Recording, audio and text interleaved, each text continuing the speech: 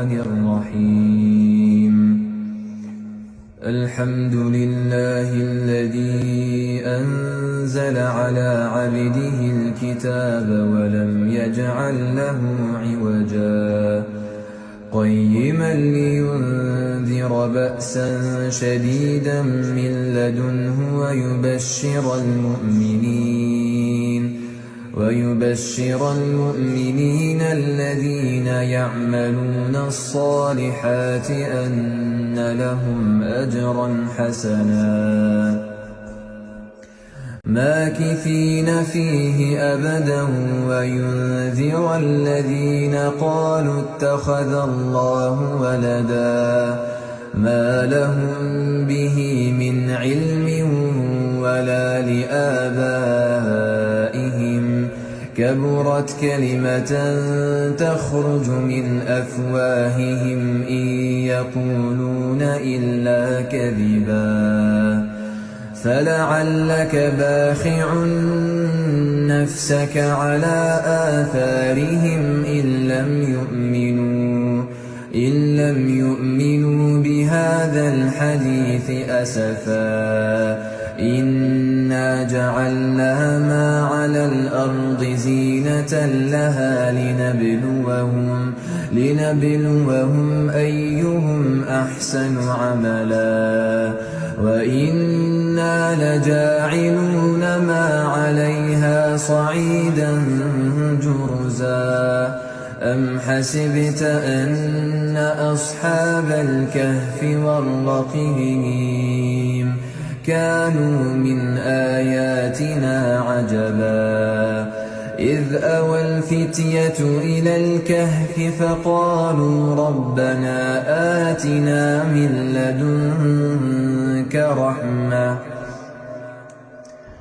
فقالوا ربنا آتنا من لدنك رحمة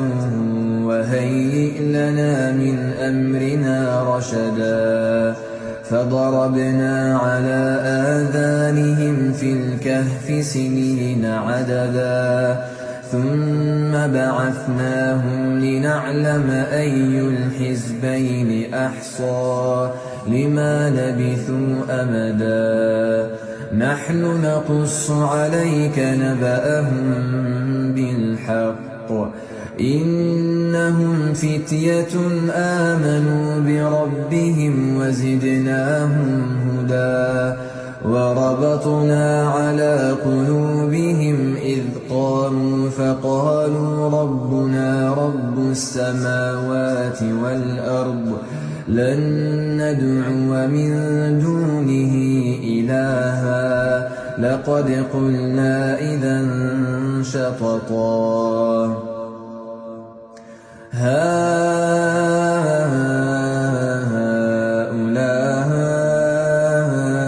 قومنا اتخذوا من دونه آلهة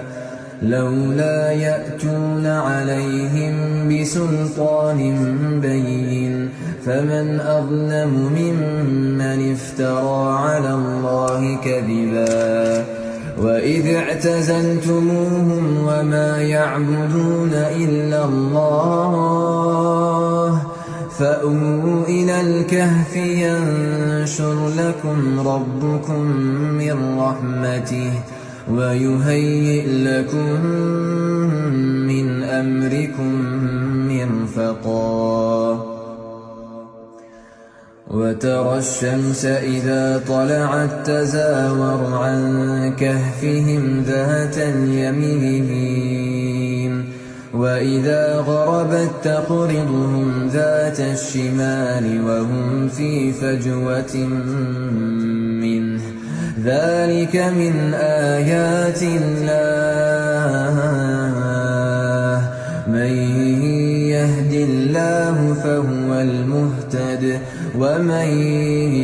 يضلل فلن تجد له وليا مرشدا وتحسبهم أيقاظا وهم رقود ونقلبهم ذات اليمين وذات الشمال وكلبهم باسط ذراعيه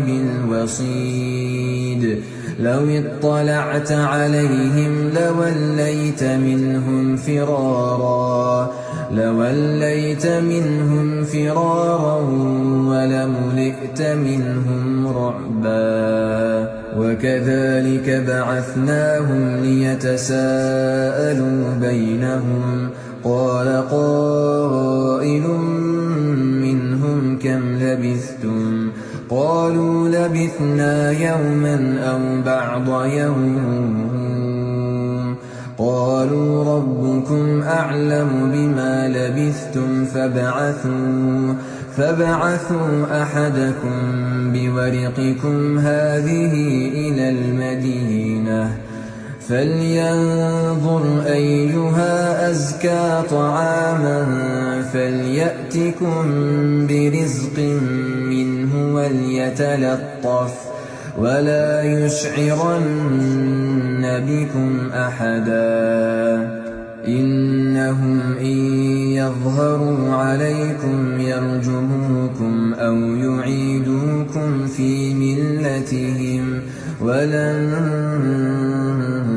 تفلحوا إذا أبدا وكذلك أعثرنا عليهم ليعلموا أن وعد الله حق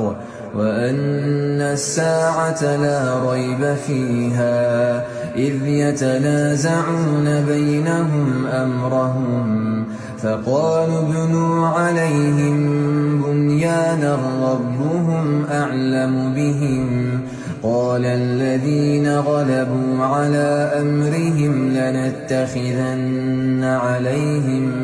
مسجدا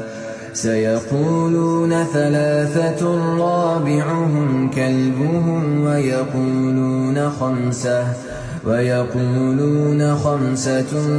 سادسهم كلبهم رجما بالغيب ويقولون سبعة وثامنهم كلبهم قل ربي أعلم بعدتهم ما يعلمهم إلا قليل فلا تمار فيهم إلا مراء ظاهرا ولا تستفت فيهم منهم أحدا ولا تقولن لشيء إني فاعل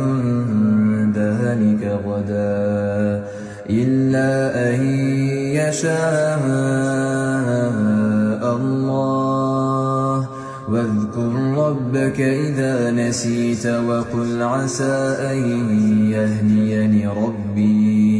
وقل عسى أن يهديني ربي لأقرب من هذا رشدا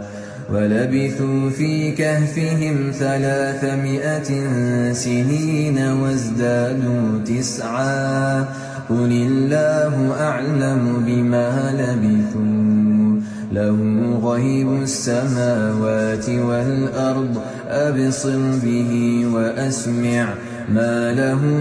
من دونه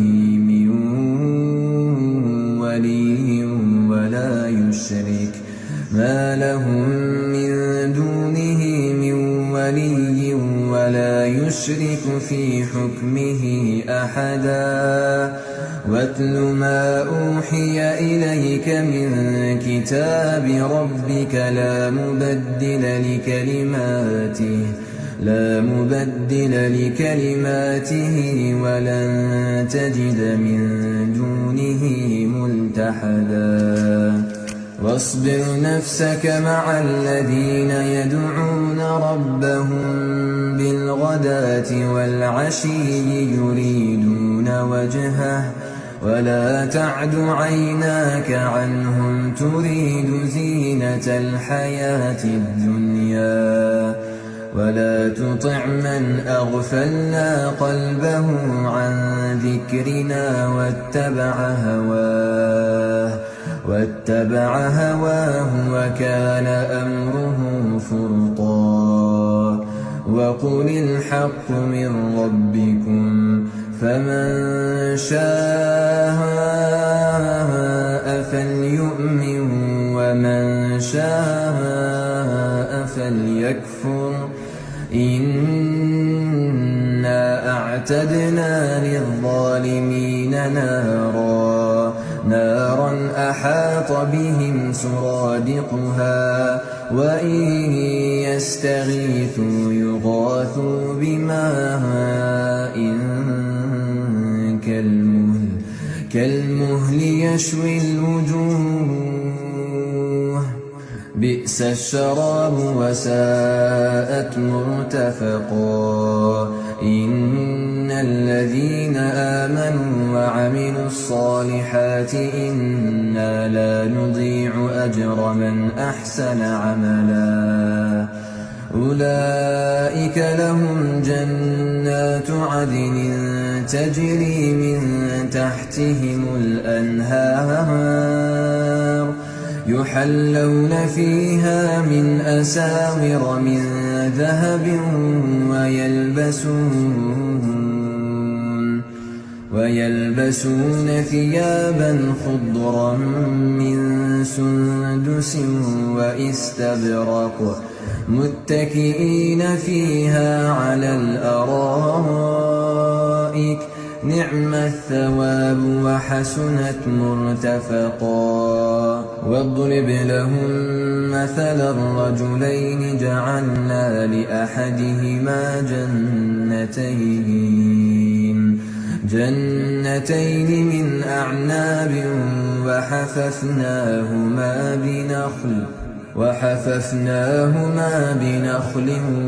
وجعلنا بينهما زرعا كلتا الجنتين آتت أكلها ولم تظلم منه شيئا وفجرنا خلالهما نهرا وكان له ثمر فقال لصاحبه وهو يحاوره أنا أكثر منك مالا وأعز نفرا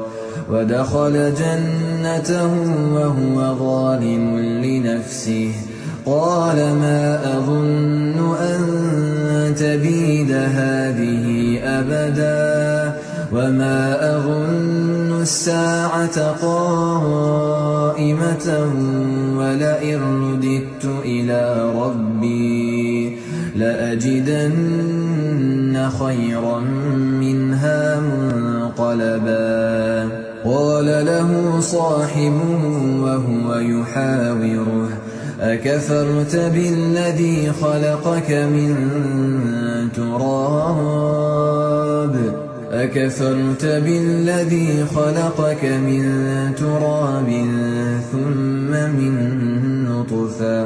ثم من نطفة ثم سواك رجلا لكن هو الله ربي ولا أشرك بربي أحدا ولولا إذ دخلت جنتك قلت ما شاء الله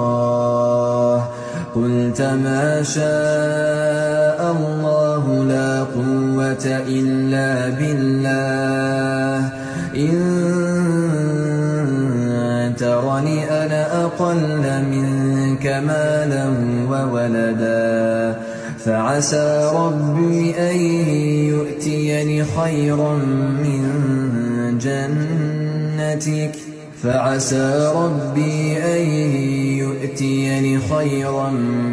جنتك ويرسل عليها حسبانا من السماء فتصبح صعيدا زلقا أو يصبح ماؤها غورا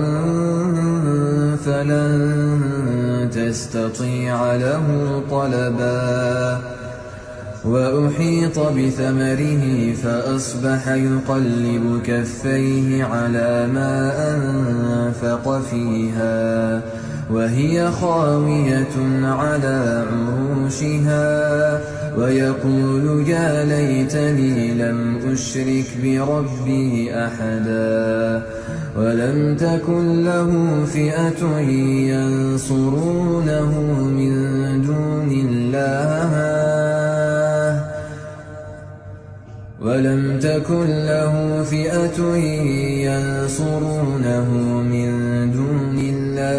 وما كان منتصرا هنالك الولاية لله الحق هو خير ثوابا وخير عقبا واضرب لهم مثل الحياة الدنيا كماء أنزلناه من السماء فاختلط به نبات الأرض فأصبح هشيما تذروه الرياح وكان الله على كل شيء مقتدرا المال والبنون زينة الحياة الدنيا والباقيات الصالحات خير عند ربك ثوابا وخير أملا ويوم نسير الجبال وترى الأرض بارزة وحشرناهم فلم نغادر منهم أحدا وعرضوا صفا لقد جئتمونا كما خلقناكم أول مرة بل زعمتم أن لن نجعل لكم موعدا ووضع الكتاب فترى المجرمين مشفقين مما فيه ويقولون يا ويلتنا ما لهذا الكتاب لا يغادر صغيرة ولا كبيرة إلا أحصاها ووجدوا ما عملوا حاضرا ولا يظلم ربك أحدا وإذ قلنا للملائكة اسجدوا لآدم فسجدوا إلا إبليس كان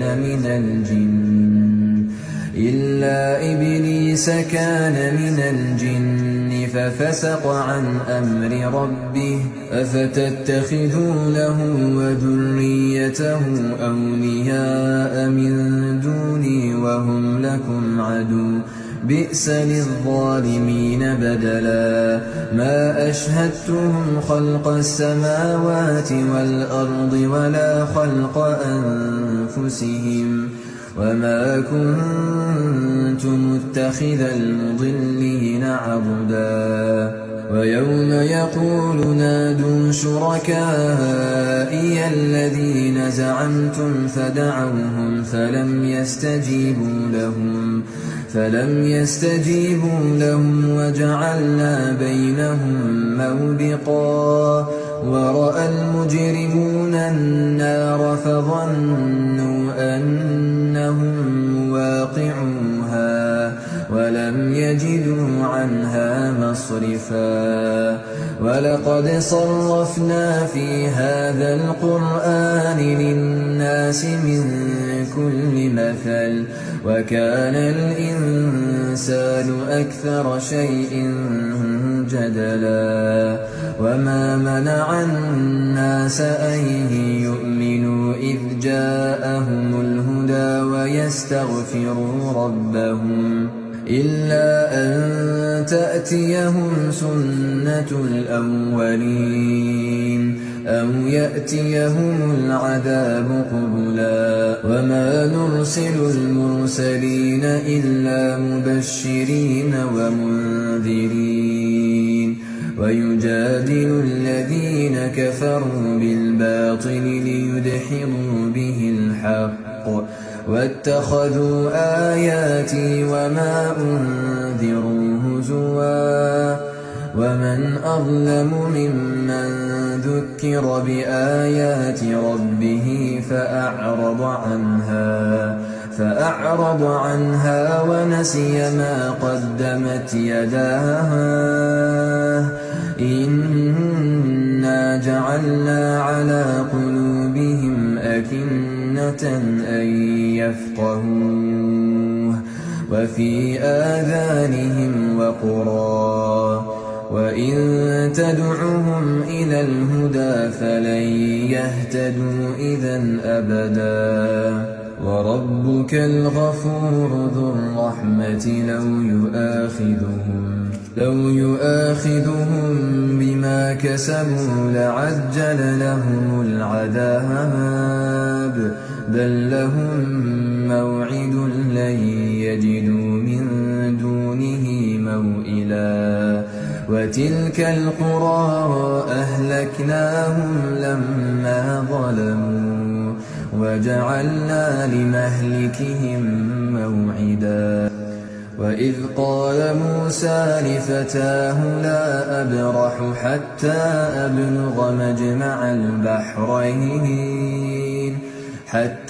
أبلغ مجمع البحرين أو أمضي حقبا فلما بلغا مجمع بينهما نسيا حوتهما فاتخذ سبيله في البحر سربا فلما جاوزا قال لفتاه آتنا غداءنا لقد لقينا من سفرنا هذا نصبا قال أرأيت إذ أوينا إلى الصخرة فإني نسيت الحوت وما أنسانيه إلا الشيطان أن أذكره واتخذ سبيله في البحر عجبا قال ذلك ما كنا نبغي فارتدا على آثارهما قصصا فوجدا عبدا من عبادنا آتيناه رحمة من عندنا وعلمناه من لدنا علما قال له موسى هل أتبعك على أن تعلمني مما علمت رشدا قال إنك لن تستطيع معي صبرا وكيف تصبر على ما لم تحط به خبرا قال ستجدني إن شاء الله صابرا ولا أعصي لك أمرا قال فإن اتبعتني فلا تسألني عن شيء حتى أحدث لك منه ذكرا فانطلقا حتى إذا ركبا في السفينة خرقها قال أخرقتها لتغرق أهلها لقد جئت شيئا إمرا قال ألم أقل إنك لن تستطيع معي صبرا قال لا تؤاخذني بما نسيت ولا ترهقني من أمري عسرا فانطلقا حتى إذا لقيا غلاما فقتله قال أقتلت نفسا زكية بغير نفس لقد جئت شيئا نكرا قال ألم أقل لك إنك لن تستطيع معي صبرا قال إن سألتك عن شيء بعدها فلا تصاحبني قد بلغت من لدني عذرا فانطلقا حتى إذا أتيا أهل قرية استطعما أهلها فأبوا أن يضيفوهما فوجدا فيها جدارا يريد أن ينقض لو شئت لاتخذت عليه أجرا قال هذا فراق بيني وبينك سأنبئك بتأويل ما لم تستطع عليه صبرا أما السفينة فكانت لمساكين يعملون في البحر فأردت أن أعيبها وكان وراءهم ملك يأخذ كل سفينة غصبا وأما الغلام فكان أبواه مؤمنين فخشينا أن يرهقهما طغيانا وكفرا فأردنا أن يبدلهما ربهما خيرا منه زكاة وأقرب رحما وأما الجدار فكان لغلامين يتيمين في المدينة وكان تحته كنز لهما وكان أبوهما صالحا فأراد ربك أن يبلغا أشدهما ويستخرجا كنزهما رحمة من ربك وما فعلته عن أمري ذلك تأويل ما لم تسطع عليه صبرا ويسألونك عن ذي القرنين قل سأتلو عليكم منه ذكرا إنا مكنا له في الأرض وآتيناه من كل شيء سببا فأتبع سببا حتى إذا بلغ مغرب الشمس وجدها تغرب في عين حمئة ووجد عندها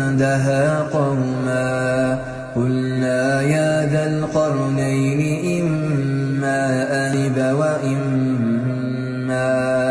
وإما أن تتخذ فيهم حسنا قال أما من ظلم فسوف نعذبه ثم يرد إلى ربه فيعذبه عذابا نكرا وأما من آمن وعمل صالحا فله جزاء